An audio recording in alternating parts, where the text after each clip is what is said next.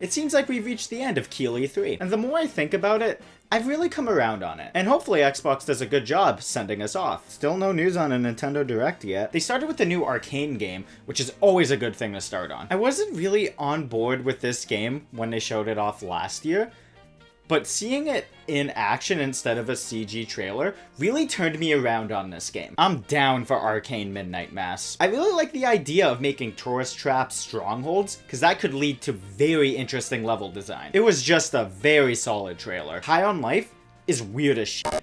Good on Xbox for embracing weirder projects, but having all of your weapons talk to you all of the time could get really annoying. Partnering with Riot is massive. It makes PC Game Pass look very good. A new Forza Motorsport is surprising because Horizon 5 is not that old. But holy hell, it looks so fucking pretty. I don't care about racing games at all, but I couldn't stop watching the trailer because it just looked so good. What I am a big fan of is ray tracing.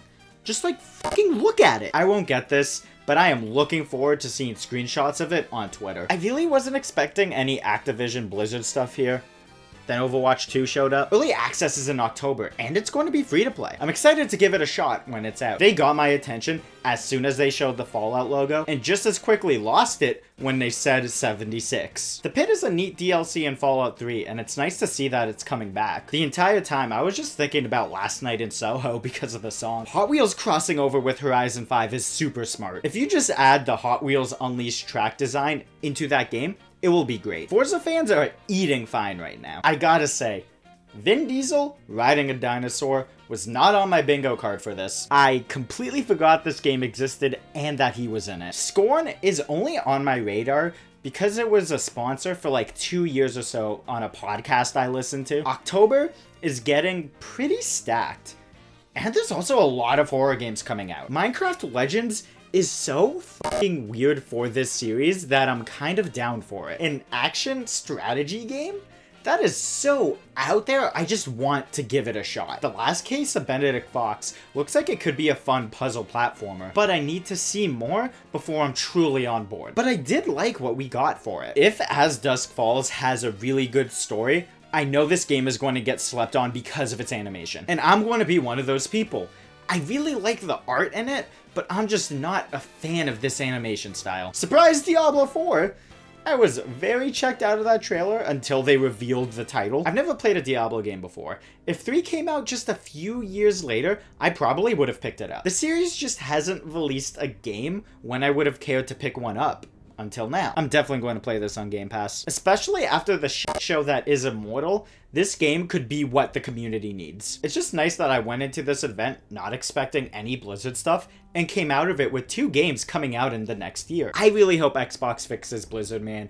It would be such a nice comeback story. Ravenlock felt like a GameCube generation game, but not in a bad way. It just looks like a good action platformer from that gen. Cocoon showed like 1 minute of gameplay, and it looked like a mind-bending puzzle game, which I am very down for. We know how important it is to our fans to continue to bring more Japanese franchises to Xbox. Translation, Sony said that they're going to focus more on North America, so we're going to start focusing more on Japan. And holy shit, Persona coming to Xbox is pretty fucking huge. And that wasn't even the biggest Japanese push they had here. Kojima partnering with Xbox is such a smart move for them. They can put themselves in a really good spot if they continue to do this with other Japanese developers. And getting such a big name like him could bring in a lot more if everything goes well.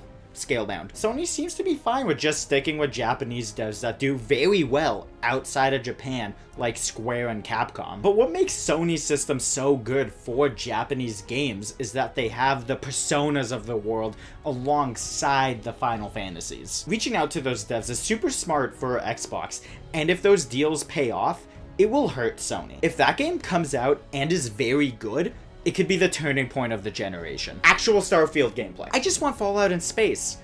Going into that trailer, that's all I was expecting.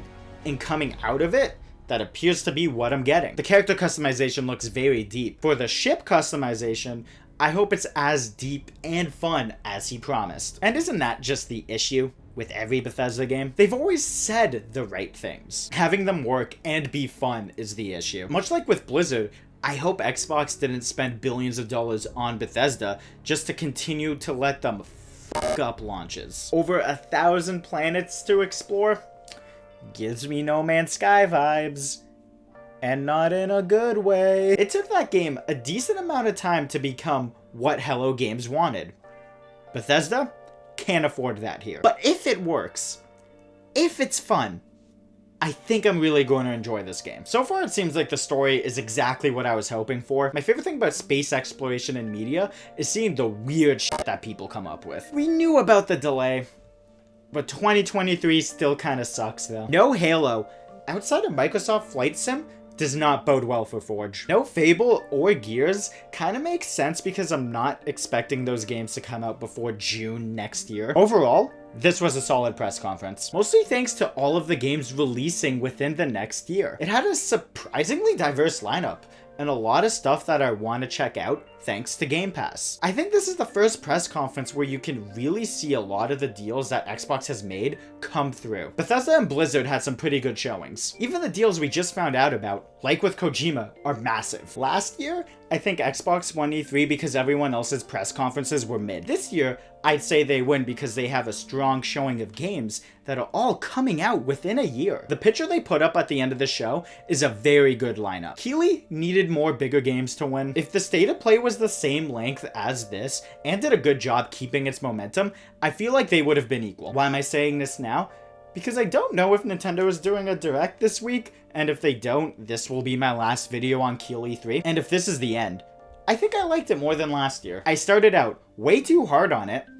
I'm sorry, State of Play. Keighley brought some good AA games, and Xbox did a great job sending us out. I just really like that all of these games are coming out within the next 12 months. It completely eliminates the I'm never going to see this game ever again games that we normally get from E3. Maybe you could have thrown something in there at the end that's not coming out until 2024, but I think I still prefer all of the games coming out by summer 2023. Barring any delays, it makes everything feel closer. At Summer Game Fest, when a trailer ended with 2023, it felt so far away because it could not come out for another 18 months. Here, any games coming out in 2023 are in the first half of the year. I really like that.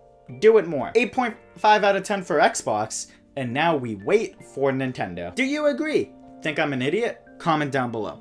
Dislike the video if you signed this petition, and subscribe for more bad content. Follow me on other platforms if you want.